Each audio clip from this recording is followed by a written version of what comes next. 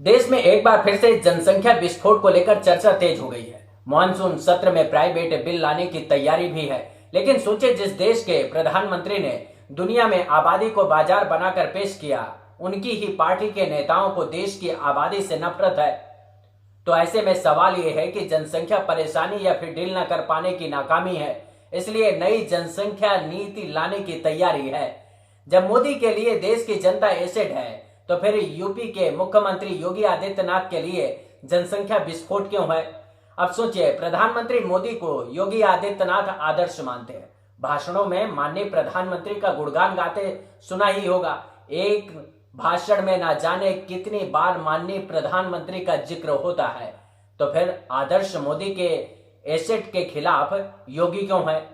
जय राम दोस्तों, मेरा नाम गंगा प्रसाद और आप देखना शुरू कर चुके हैं वॉच न्यूज। हमारी कोशिश होती है कि आप तक सही और सटीक जानकारी लेकर आएं, ताकि आप मुद्दे को सियासी मटर पुलाव वाली खिचड़ी से निकलकर सच्चाई को समझ सकें। तो क्या जनसंख्या देश के लिए सच में मुसीबत बन गई है, या फिर सरकार अपनी नाकामियों को छिपाने के लिए जनसंख्या को जिम्मेदार बताकर असल मुद्दों से भटकाना चाहती है?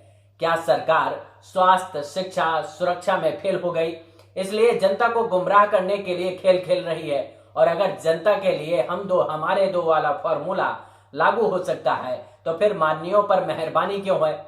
तो चलिए इस मुद्दे की जमीनी हकीकत को आंकड़ों के जरिए समझते हैं।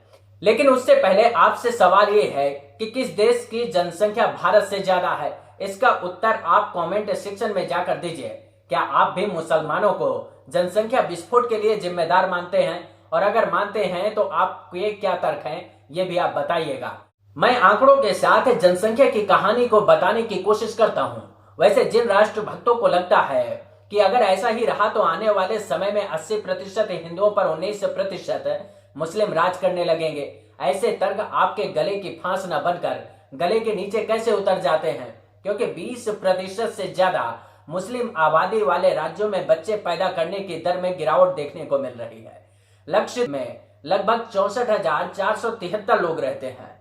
नेशनल फैमिली हेल्थ सर्वे के मुताबिक लक्षद्वीप में 96% मुस्लिम आबादी है, लेकिन बच्चे पैदा करने की दर 1.4 है। जम्मू कश्मीर में 1,25,00,000 के करीब आबादी है, जहां 64% मुस्लिम आबादी है। इस राज्य में प्रजनन दर 1.4 है। असम में करीब 3,11,69,000 लोग रहते हैं। इस राज्य में करीब 34% मुस्लिम आबादी है, जहां प्रजनन दर 1.9 है।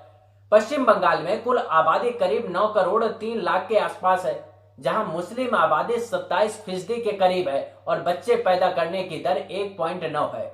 केरल में 3,34,00,000 के करीब जनसंख्या है। इस राज्य में मुस्लिम पॉपुलेशन 26% है और प्रजनन दर 1.8 है। उत्तर प्रदेश को अगर अपवाद के तौर पर देखें तो 20% मुस्लिम जनसंख्या वाले राज्यों में औसतन प्रजनन दर 1.8 है, जबकि यूपी में 2.4 है।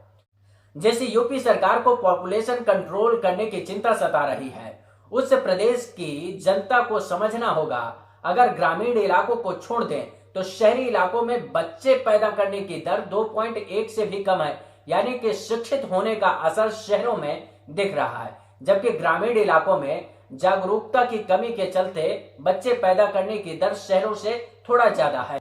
वैसे आंकड़े बताते हैं कि देश में उत्तर प्रदेश, झारखंड, बिहार और राजस्थान में प्रजनन दर औसत से ज्यादा है। लेकिन जानकारों की माने तो इन राज्यों में जागरूकता के साथ प्रजनन दर को घटाया जा सकता है। इसके लिए 2 चाइल्ड पॉलिसी लाने की जरूरत नहीं है, क्योंकि भारत में अब तक की तस्वीर बताती है कि लगातार प्रजनन दर में गिरावट आ रही है। ये बात वीडियो में आगे बताऊंगा। वैसे योगी आदित्यनाथ सरकार और असम की बीजेपी सरकार की बढ़ती जनसंख्या सरकार की नीतियों में फिट नहीं बैठ रही है। इन राज्यों को अपने ही देश के राज्यों से सीखना चाहिए कि कैसे केरल ने बिना 2 चाइल्ड पॉलिसी के प्रजनन दर को 2.1 तक पहुंचा दिया। यहाँ की सरकार ने लड़कियों की पढ़ाई लिखाई पर जोर दिया, महिला सशक्तिकरण पर बल दिया, न कि 2 चाइल्ड पॉलिसी को हथियार बनाया। वैसे हमारे देश की बहुसंख्यक आबादी की चिंता है कि मुस्लिम परिवार ज्यादा बच्चे पैदा कर जनसंख्या को बढ़ा रहे हैं। फिर चाहे उनके आस पड़ोस से लेकर रिश्तेदार, नातेदार से लेकर अपने घर तक में 2 से ज्यादा बच्चे क्यों ना हो, लेकिन मुस्लिम नाम आ जाए तो उनके दिमाग में 10 से 11 का फॉर्मूला चलने लगता है। इन लोगों को अपने देश के आंकड़ों के साथ बांग्लादेश से सीखना चाहिए। मुस्लिम देश होते हुए भी जनसंख्या के मामले में भारत से बेहतर कर रहा है, क्योंकि वहां की सरकार परिवार नियोजन के लिए लड़कियों की पढ़ाई को हथियार बनाया है और कामकाज में महिलाओं की भागीदारी को बढ़ाया है। भारत के ही कई ऐसे राज्य भी हैं जहां प्रजनन दर राष्ट्रीय स्तर से कम है, जैसे मेघालय, चंडीगढ़, केरल, अंडमान निकोबार और सिक्किम है। इन जगहों पर रहने वाले परिवार औसत से कम बच्चे पैदा कर रहे हैं। इसका मतलब ये हुआ कि इन राज्यों की आबादी घट रही है। लेकिन बीजेपी शासित राज्यों और केंद्र की मोदी सरकार से कोई सवाल कर दे कि आप अपनी जिम्मेदारी निभाने में नाकाम क्यों हैं, तो संघ समर्थक और बीजेपी समर्थकों का एक ही नारा होता है कि आबादी ही इतनी है, क्या करें।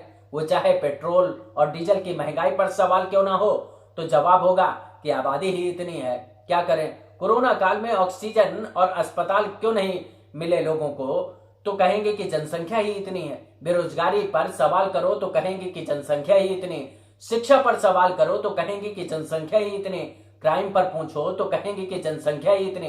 क्या करें, मोदी को वोट बैंक की चिंता है और उनके समर्थकों को जनसंख्या की चिंता है।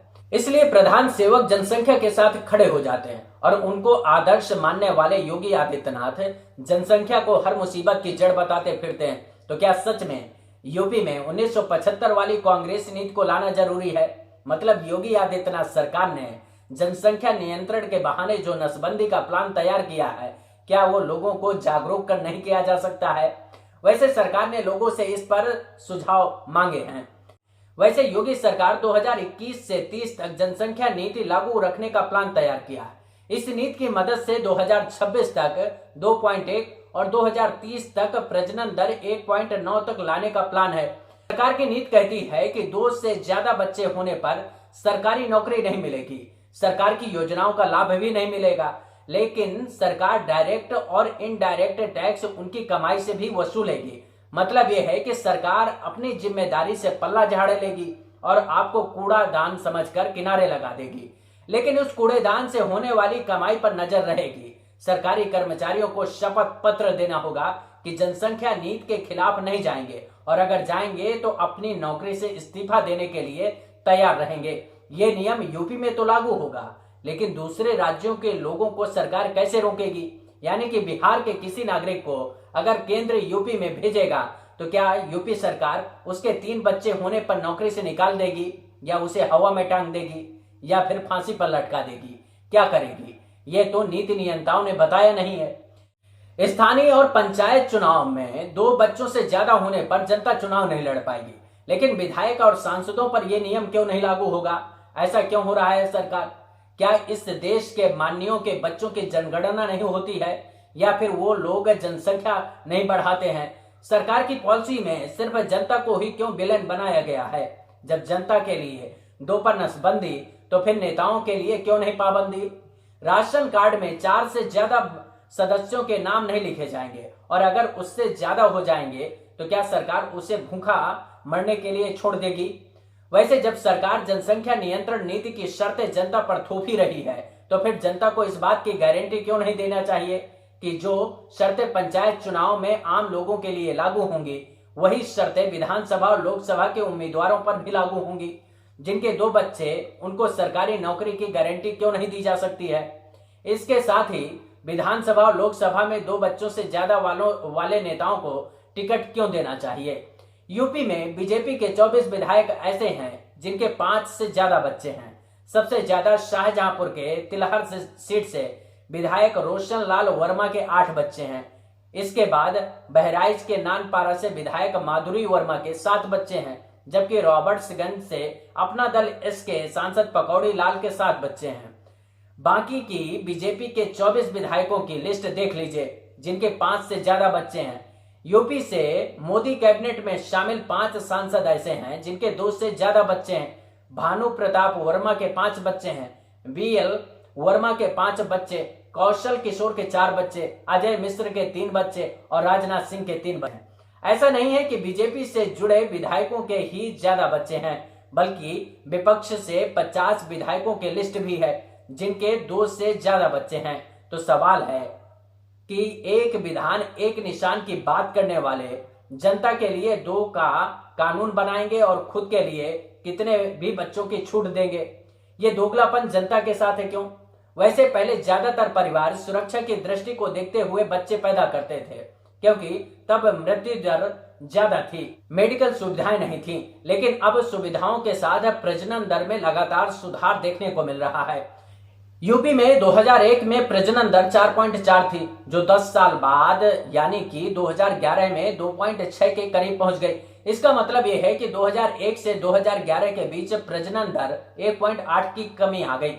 अगर आप हिंदू और मुस्लिम दोनों को अलग अलग करके देखते हैं, आंकड़ों के मुताबिक हिंदुओं में 2001 में प्रजनन दर 4.1 थी, जो 2011 में 2.6% बची। इसका मतलब ये हुआ कि प्रजनन दर में 1.5 की गिरावट दर्ज की गई।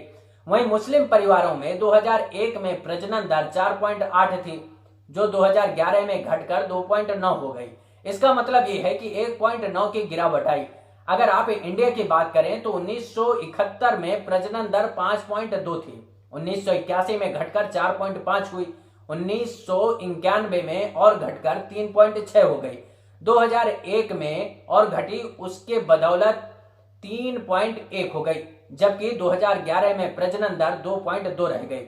एक अध्ययन के मुताबिक भारत की कुल प्रजनन दर साल 2019 में घटकर 2.1 से नीचे आ गई, जो साल 2100 में 1.29 के स्तर पर होगी। यानी कि 2019 के प्रजनन दर को आधार बना लें तो इसका मतलब यह है कि भारत में अब अपनी रिप्लेसमेंट की दर के साथ आबादी बढ़ रही है। इससे ज्यादा गिरावट आने की लगातार संभावना बनी हुई है, क्योंकि शादी करने की उम्र में लगातार बढ़ रही है। लोग दो बच्चों के बीच समय ले रहे हैं। गरीबों के बीच भी जागरूकता बढ़ी है, वो भी अपने बच्चों को पढ़ाना चाहते हैं। ऐसे में खर्च को ध्यान में रखकर ज्यादा बच्चे प्लान नहीं कर रहे हैं। ऐसी तमाम वजह हैं जिसकी वजह से प्रजनन दर में गिरावट आ रही है। इसका असर दुनिया में भी देखने को मिल रहा है।